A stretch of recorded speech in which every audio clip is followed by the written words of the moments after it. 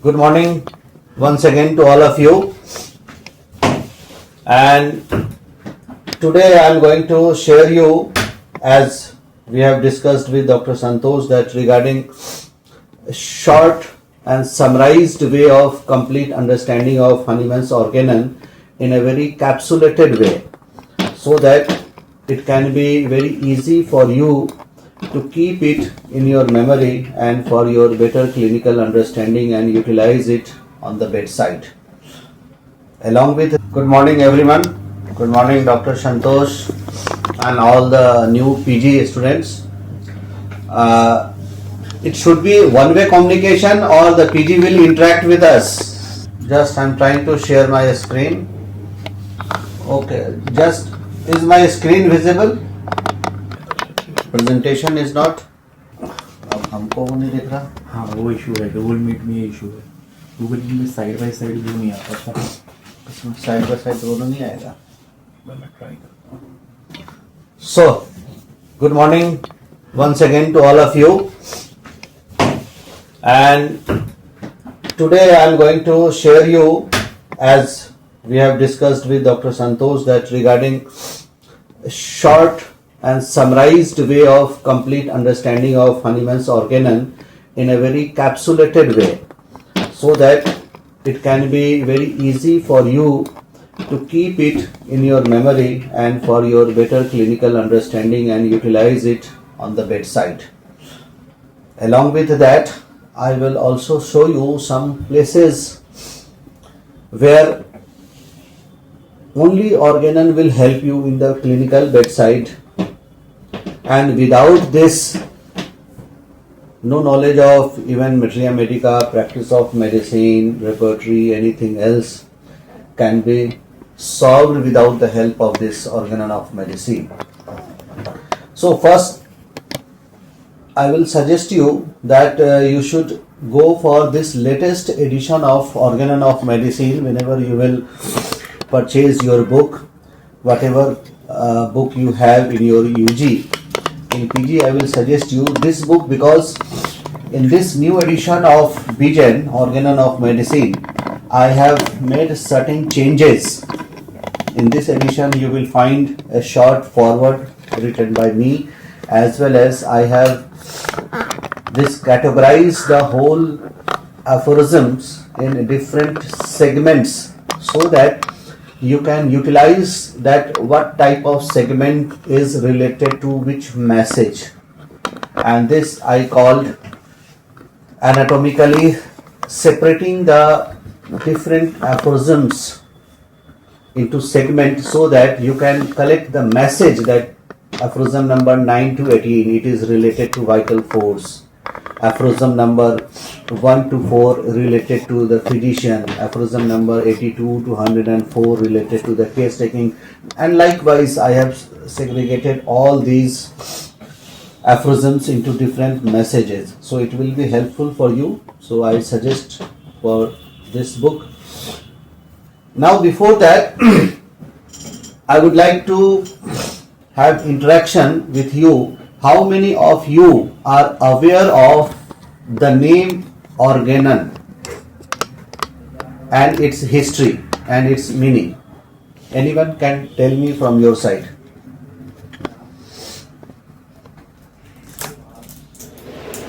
Can anyone tell me what is the meaning of word Organon and history? Because some places when you will interact, the message will be more clear. Because Honeyman has chosen this word not whimsically.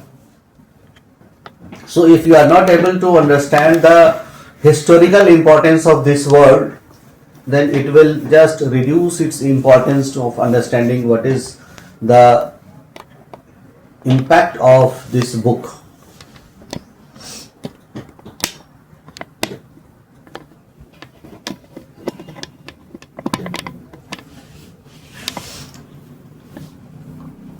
Anyone else?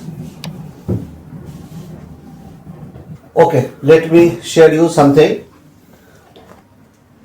First thing I want to clear that many writings you will find that Organon means tool. and that need to be more specific, because when we say organon is a tool, then screwdriver is also a tool, hammer is also a tool, your pen is also a tool. Every material substance that you use for your daily life is also a tool. But all these tools are not called organon. Organon is definitely a tool, but it is expressed in a way of dynamicity. Dynamicity means this is not a materialistic tool. It is a tool of learning. It is a tool of logically explaining something.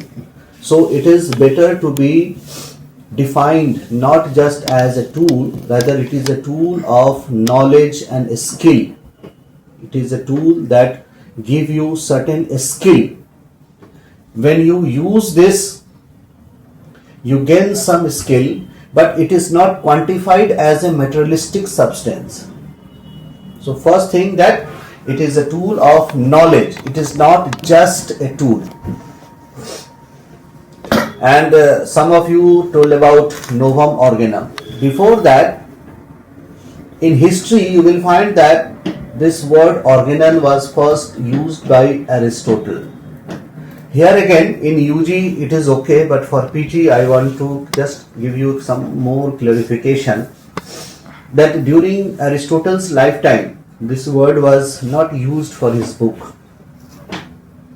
It was the disciples of Aristotle who, after the death of Aristotle, collected his writings of logic and published it in the form of book, formed it in a form of book, and they named it Organon. So it was no doubt book of Aristotle, but it was not published and named by Aristotle. Rather, it is the disciples of Aristotle who has collected and summarized his writing, named in his Organon. Here, if you have certain idea about what is logic, if we go into the era of Renaissance, the era of enlightenment, what we say, in history, Dark Ages, Renaissance and Modern Age, these are the three major differences, in which in Dark Ages the things were mostly based on some hypothesis, superstition, etc. And the era of Renaissance was the era in which people are using their experience, their observation, their knowledge to come out of the superstition and be reasonable, be logical, that things can be explained in a phenomenological way. And there is the beginning of logic, starting from Plato to Aristotle. So logic is said as one of the revolution from superstition to reasoning. It is a revolution from superstition to reasoning. And that subject, logic, it was the book of logic that is said to be a revolution. Again, after that, Lord Francis Bacon has used again some additions in reasoning, जिसको that you can learn that inductive logic, deductive logic, etc. This part is being explained after Aristotle by Francis Bacon.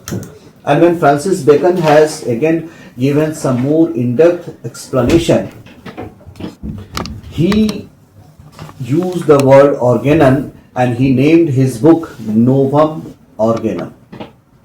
So from Aristotle's book Organon to Novum Organum.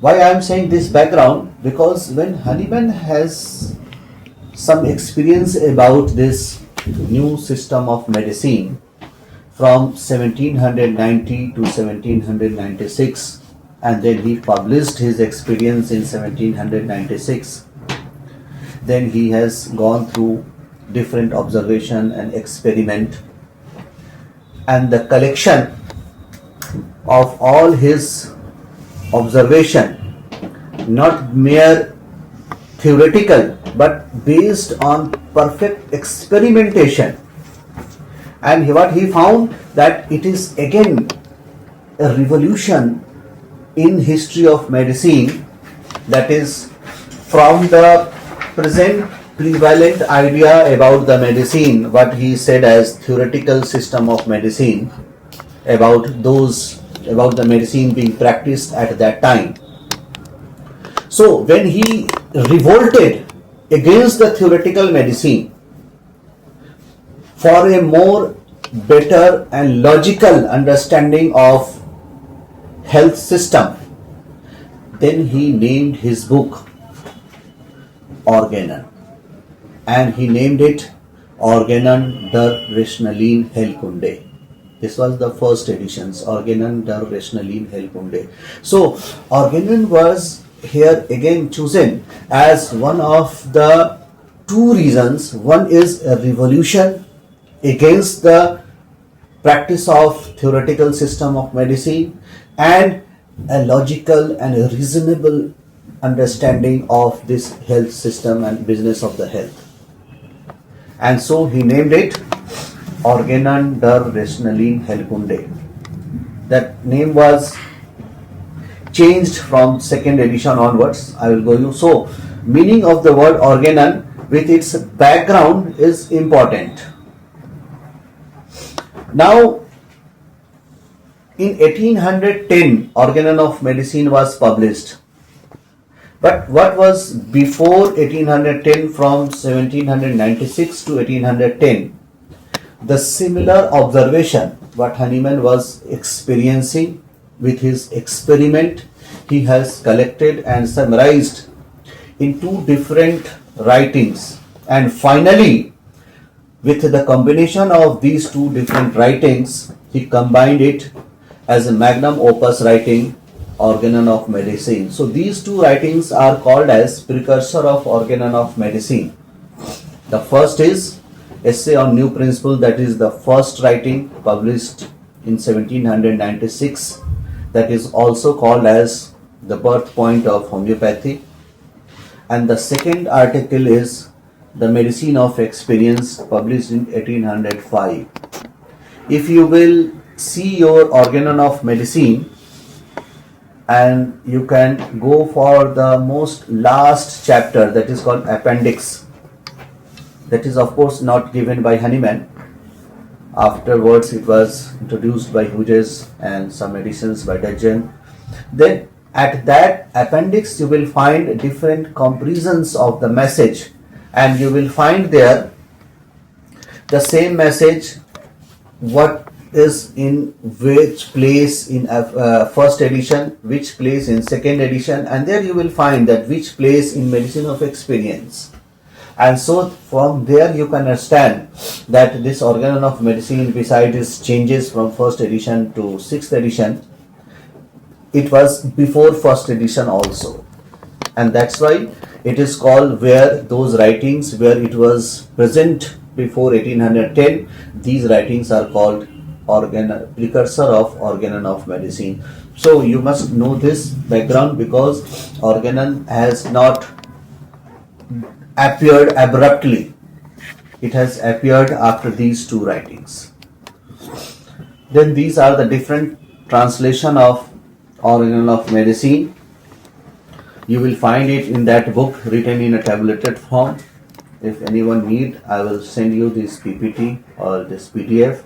It is here important is first edition, Hahnemann has named it Organon der Rationalen Heilkunde with a very beautiful section of poem by Willard. And from second edition, Hahnemann has changed the name Organon der Heilkunst. So Organon der Rationalen Heilkunde to Organon der Heilkunst, and from 1810 to 1819, 9 years of gap, This 9 years shows one of the strong resistance and struggle of homeopathy to show its presence on the medical world. Hahnemann has also changed the word rationaline here because of so many things. It is in depth you will find in history of Organon, homeopathy, that so many system of medicine which was not rational, which was practicing in a dogmatic way, practicing in an empirical way, practicing in a hypothetical way, that Hahnemann has also mentioned all these types in the preface of second edition and third edition, you will find it. And so Hahnemann has removed this word that if I am rational, my practice will show its rationality. I need not to go and be a part of this large huge gathering. And another thing that Hahnemann has changed in that place, from this, the truth we mortals need us blessed to make and keep, the all-wise slightly covered over but did not bury deep. He has used this Gallard's poem to explain that what Hahnemann has given in 1796, which was afterwards named as homeopathy, it is nothing new.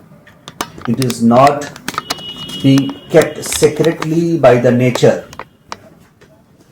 Rather, it was present in the nature, just observation was missing, correlation of the observation was missing. And so he used this, whatever we need, that Hahnemann explained, that is law of similia, and Hahnemann in aphorism number 26, he also told it that it is the nature's law. So if it is nature's law, then it must be from the very beginning of the nature. It is not just being started in 1790 or 96. And that's why he very logically used this. It is since the beginning of the nature. Nature has not kept it secretly. We need to observe it. We need to correlate it.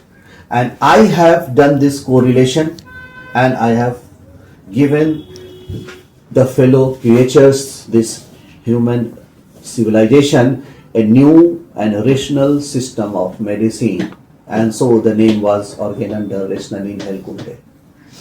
But after so strong resistance from the first edition, one of the name you must have read, if you have not read then you must know, that is Professor Haeckel. He was one of the very strong critic of Organon, to which Hahnemann has replied with different writings also. So after this strong resistance, in the second edition, Hahnemann has done two things. One, he has changed the title, and the next title is Organon der Heilkunst. And another change he has done is Ode Sapere. Ode Sapere. Are you familiar with the meaning of this Ode Sapere? Anything else? Is there any significance of this word Ode Sapere, just that meaning of dare to wise or dare to test? If you can stop the background of fan or something that creates very shrill noise. Is anyone going to explain something regarding Ode Sapere? Okay, of course it is first used by Horace, and if you have idea about knowledge of about Horace, Horace was a poet, but before that he was an army person, and he used this writing, his writing with this Ode Sapere to produce a revolution in the society, in the public. It is used as a slogan.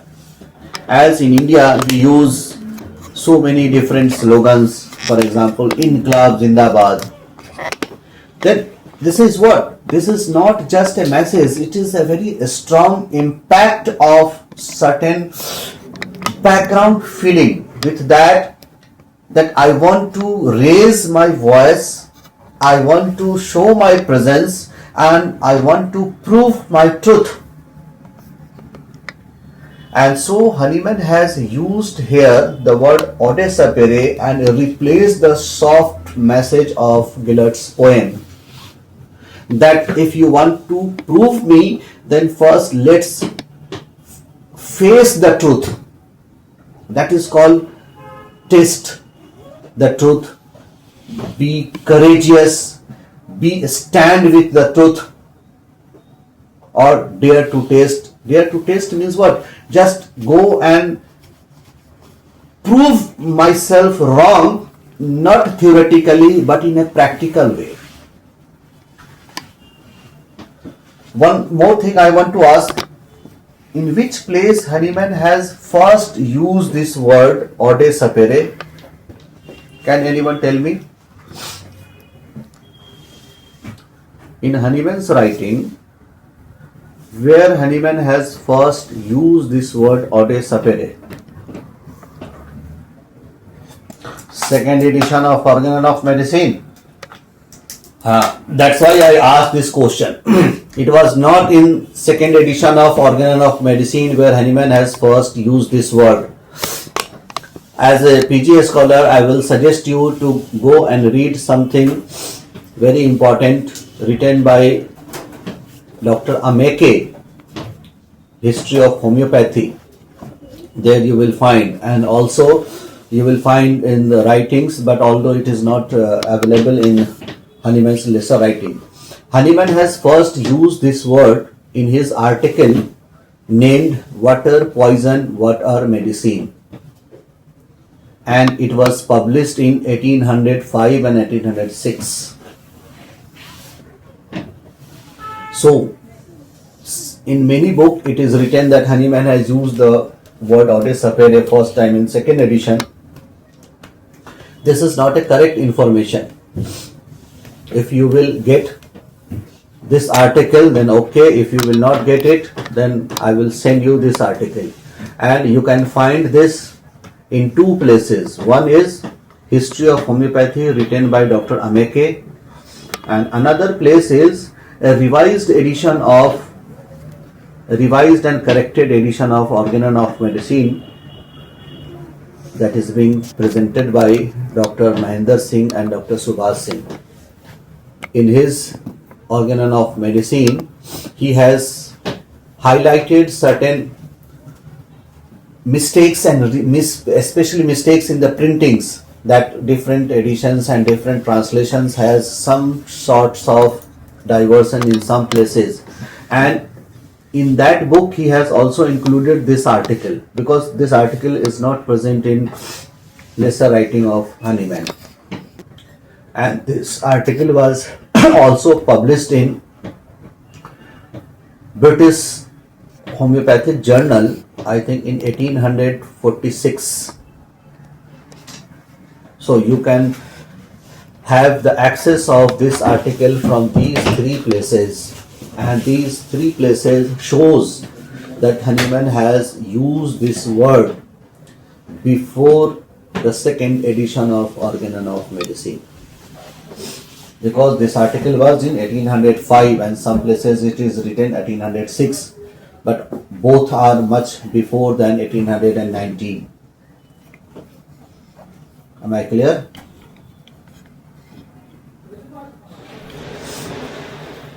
This is the thing that I want to stress. First time this was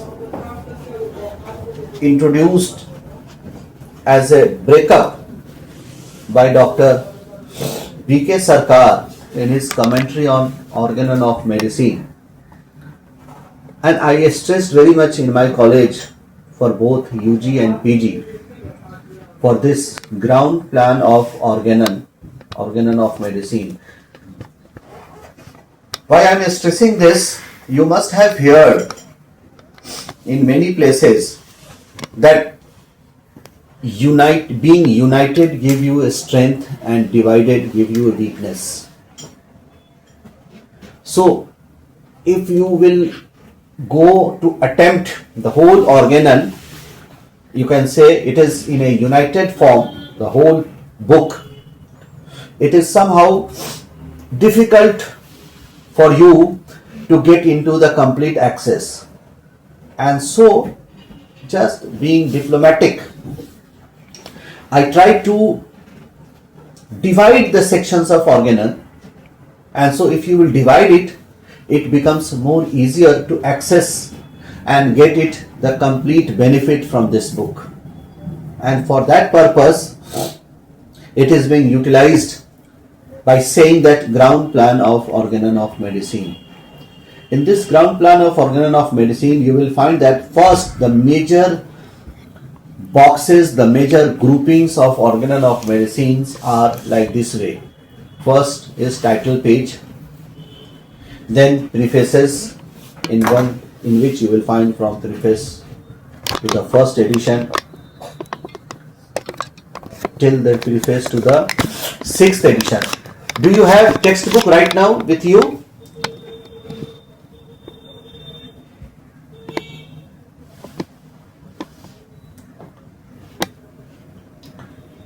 Anyone having textbook right now with you? Just open the preface to the first edition.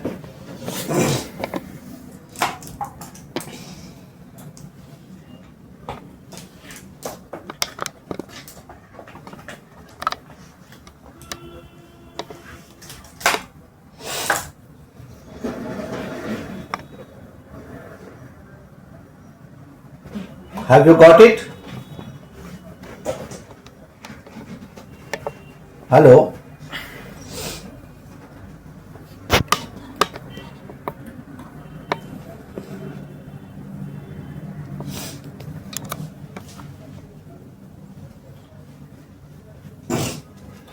Have you reached to the preface? Then just go to the last paragraph of that preface. Preface to the first edition, last paragraph.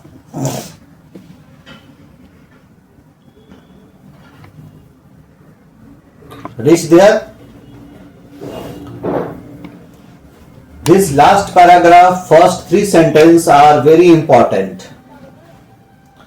And this is one of the entrance test of your mindset. Those who are fit for this noble profession and those who will face difficulty in this noble profession. And that's why these first three sentences, if anyone can read, you will find that Hanuman has given some warning. If you want to choose this profession, you must qualify with these qualities, and you must not have these two qualities. These are very important part. If anyone can read just three sentences. Bas, only this much. So, why I am saying this? This is the very first warning that Hanuman has given, because many persons may have different expectations from their life, and if you are about to fulfill these, then this profession is for you. Otherwise, if you will have a different mindset and you are struggling with this profession, then you will struggle with two different diversions of your desire and your work skill. So this is very important aspect of preface to the first edition, last paragraph, regarding the warning to test your mindset that whether you are fit for this noble profession or not. And then I will just again suggest you to read the first sentence of second preface, where Hanuman has said, "Physicians are my brethren." Why I am saying this? Just see this second edition's first line, preface. Because when Hanuman has placed the second edition with a very strong message of Ode Sapere, and in the second edition Hanuman has clarified message. In the first preface is very different. In first edition Hanuman has shown everything about homeopathy and medical need, about the research of his own and how he has achieved this. But in second edition preface, he has explained the fault practice of the present system of medicine and slight comparison of homeopathy. And before that, he said first that physicians are my brethren. Matlab, he first told that every physician is like my brother. I am not having anything personal grudge with anyone. But placing the truth is my duty. And so I am placing it. I am sending this, my observation, to save the human creature and not against anyone else. So in different prefaces you will find very interesting messages. So you should not be just reading the text aphorism number 1 and onwards. Rather, preface, title, content, they all have their importance. I am just showing you here in a short way. Then after you will find the content. Content is also not present in the first edition. And from second edition, content is there. And I will suggest you that before reading this textbook of Organon of Medicine, you must first go through the content. One of the very important message that is being correctly needed for the understanding of homeopathic philosophy, that you will get it corrected. I want to ask from you two things. First is, how many of you believe that Sura is the mother of all chronic disease? Or do you have different opinion? Please reply. How many of you feel or know that Sura is the mother of all chronic disease? Or anyone having any different idea? You all are agree that Sura is the mother of all chronic disease? This is absolutely wrong. Just open your content. Open your textbook and go to the content. See aphorism number 80. And anyone read for me. Content, aphorism number 80. From content you should read. Then who will say this except syphilitic and psychotic?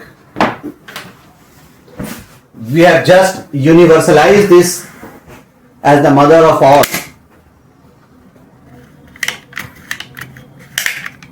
Now it is something different from what you have read till now. Is it something different from what you have studied till now?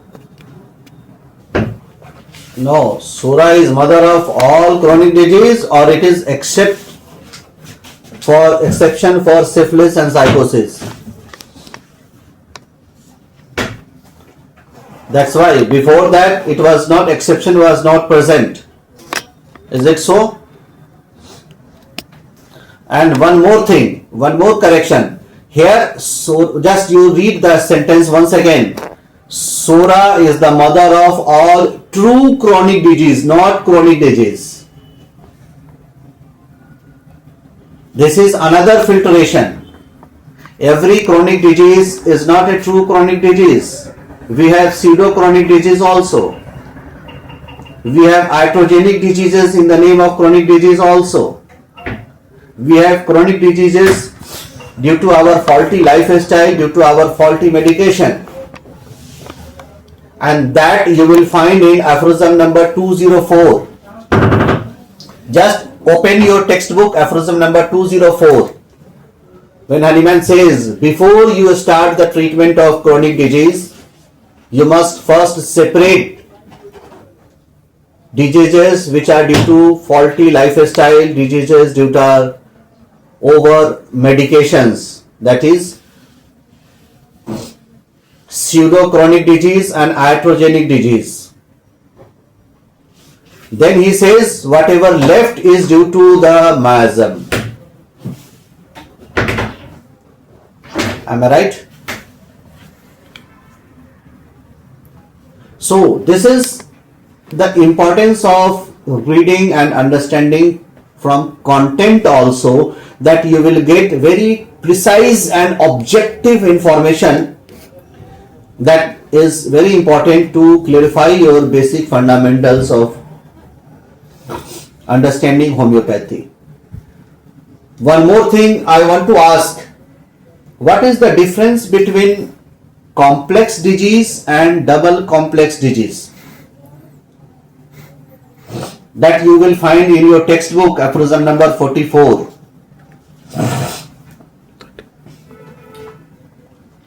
Just open your aphorism number 44. Have you got this double complex disease? Then what is double complex disease and what is complex disease? Can anyone tell me the difference? Is anyone going to reply? And what is complex disease? Finally, what will be the difference? Finally, what will be the difference between these two?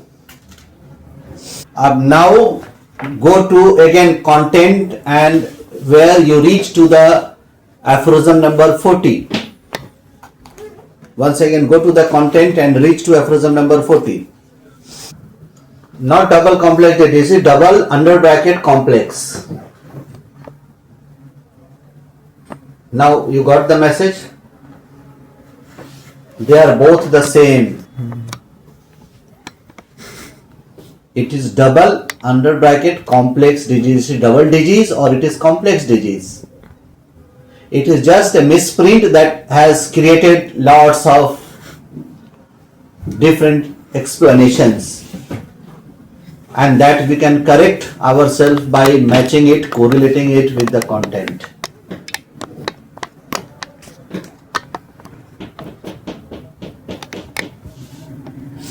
Am I clear to you? So from now onwards, so many things are you will find in content. I have just given you some examples that you will find it, and so from now onwards you must read the content before you go to the aphorisms. Then is the introduction part, text part, and lastly the appendix one. What is the basic difference of this introduction? You can see there here scheme.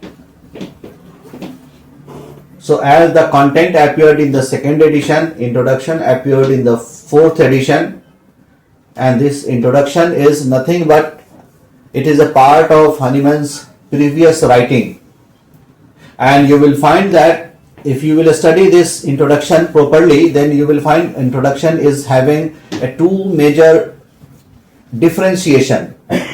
First, and majority of the part, you can see, you can say that more than 85% of the content of Organon, introduction, is regarding the review of the therapeutics. That means what are the practice and their harms in the present system of medicine, in which you will find what are the ways of practice during that time, like bloodletting, leeching, cupping, etc., in where you will also find the Rossius system of medicine. And then remaining 15 to 18% is regarding principles of similia. But here this principle of similia was not based on the perfect understanding of similia. It is unconsciously practiced similia, and that's why Hahnemann has mentioned that in the history many persons are using this method for the betterment, and if you now see after knowing the similia, that you will find that they are practicing similia, and that's why it is called unconscious similia. So this is the major part of message that you will find in introduction. Once again I am saying, just for better understanding of Organon of medicine, you have to analytically separate. First I have separated the whole book in the part of introduction, prefaces, foreword, text, etc. Then I go for the again differentiation and analytically separating introduction into different parts. When I will go and when I teach the Organon aphorisms in my college, I also analytically differentiate the aphorisms so that the better message you can take. So use always this breaking system, analytical system, separating system, and separating but not separating too much that it may go and change their meaning, but separate up to the stretch where you can understand without breaking the message, and that will help you understand this. So this is the text part, the whole text part, that is from aphorism number 1 to aphorism number 294, is again divided into two parts, doctrinal part and practical part. How many of you are aware of this division?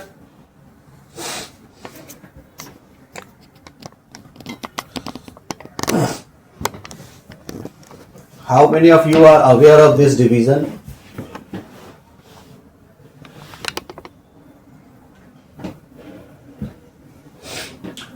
It is some changes, because many of you must have read in your textbook the first part, that what I have written doctrinal, in your book it is written as theoretical part.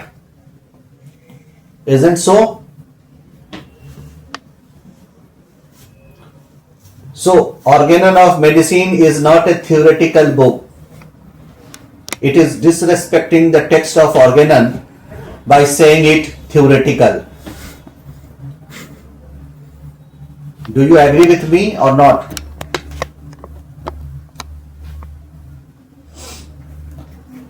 Do you agree with me by not saying it theoretical, or you find that theoretical is okay? So from now onwards it should be theoretical or it should be doctrinal.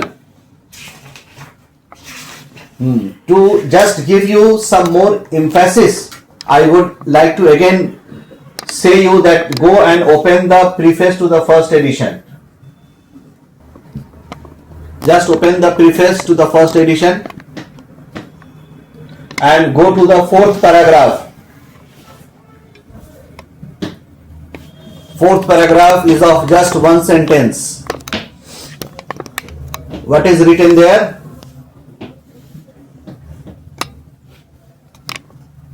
The research of, it is his conviction or it is his idea or it is his thought, it is his belief. And convictions is very different from thought, idea and hypothesis.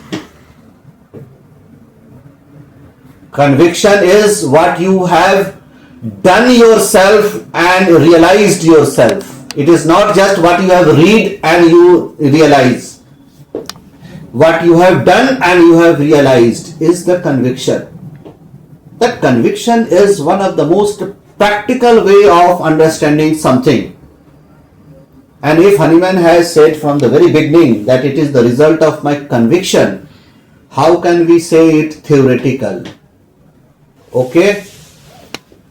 So now onwards, you must name it doctrinal part, not theoretical part. Now, as I told you, the habit of analytically separating, this doctrinal part is now, if you will study aphorism number 1 to 70, you will find this type of separation. This is what I told you earlier, that anatomy of Organon of Medicine. Are you getting the screen? You can take a picture of it, or you can collect a PDF of this from Dr. Santosh. I will send him. Or if you will purchase that book I have just told you, I have given in that book this too also. By separating this, by analyzing this, you will find a message that will help you for better understanding of Organon of Medicine. This is for doctrinal part, and this is for the so-called practical part. What is the difference between this doctrinal part and practical part? Can anyone tell me? Can anyone tell me what is the difference between these two parts? Is anyone going to say something? Let me show you one thing, that both are practical part. What is doctrinal is the practical that Hahnemann has done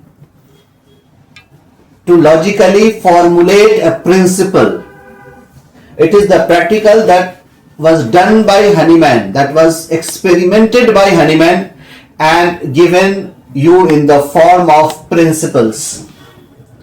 And this practical part 71 onwards is for you to do the practical in your clinic.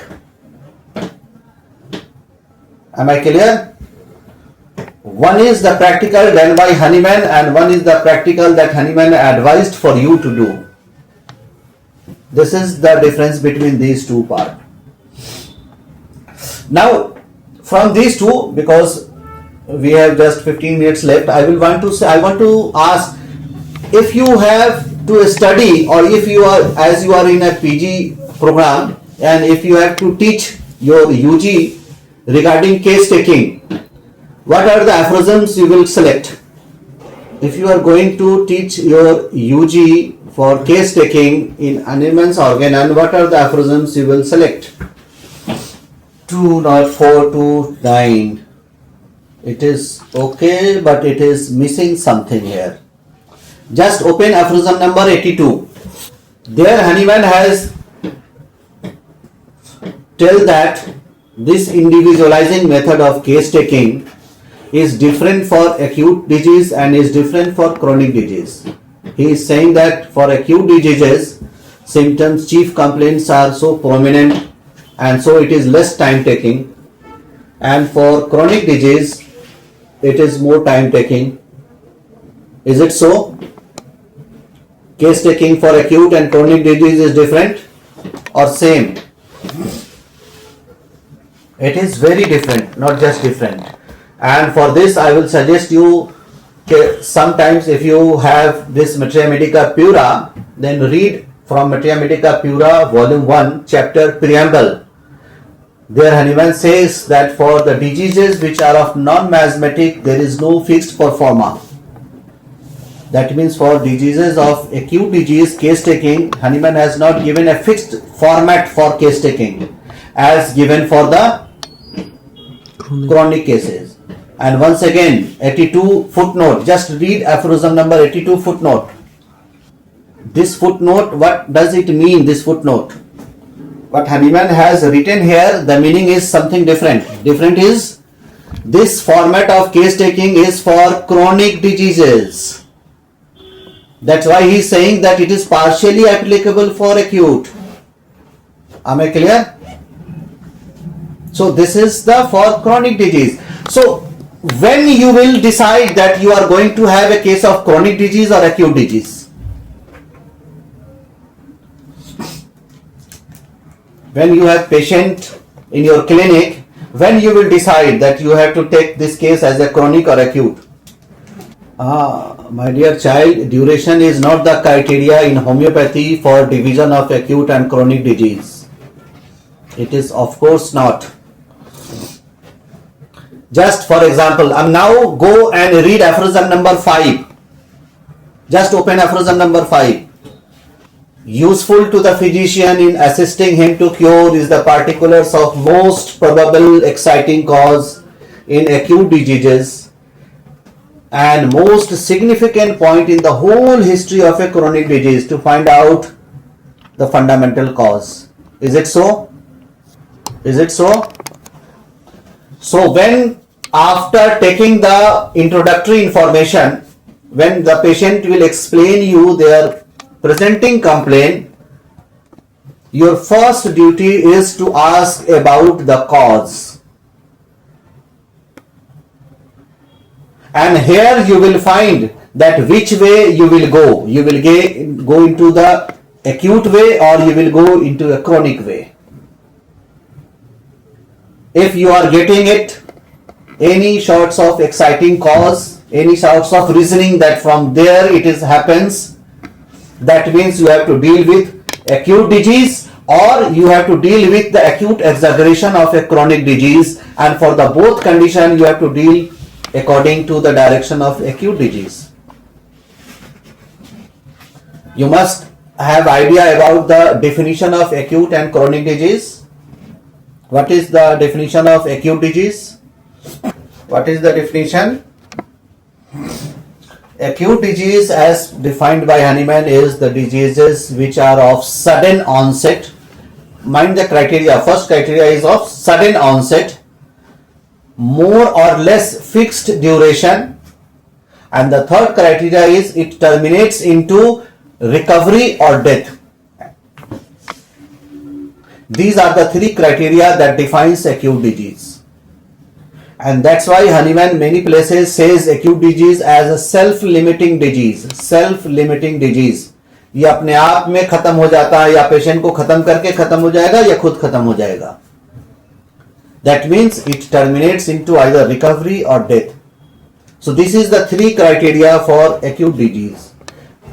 And in contrast to that, if you go for the chronic disease, what you will find? Insidious onset. Insidious onset. What is the meaning of word insidious onset? That's why you are not able to get the exact cause, pinpointing cause. Am I clear? So for a chronic disease, what he says, insidious onset and progresses throughout the life. It is not self-limiting, it is persistent. Even from generation to generation, it will progress and persist. And it cannot be treated by the vigor of your constitution and management. It needs only its similar counterpart. Otherwise, it will persist and progress throughout the life. So, here my part of discussion is insidious onset. You will not here able to pinpoint the cause or exact exciting cause. Am I clear? So, this aphorism, why I am saying here, because now just go and see this. Here what I have written for aphorism number 5 to 8, blueprint of case taking. That is, before you go and read aphorism number 82 to 104, you must read aphorism number 5 to 8. Because you will get it now more better practical way if you will correlate these two. Again, for example, one practical part I want to ask. If a person is having desire for sweet, he is having very strong and unquenchable thirst, and he is very loving and happy. Suddenly he got fever from last 2 days. Now he doesn't want to see the sweet. He wants something sour for his taste. Now he is not able to drink water and he is very weepy. Just tell me, in your case taking, which symptom you will take for selection of remedy. I have told you 2 sets of symptoms. Why second? Why not first? Explain me logically. Why not first? Why second? Why I am saying this? If you have just idea what to take, then your decision will be always in a state of confusion. But if you have a firm reasoning, then you will take a strong decision. You will not change your decision. And for this, I will suggest you just read aphorism number 6. Go and open aphorism number 6.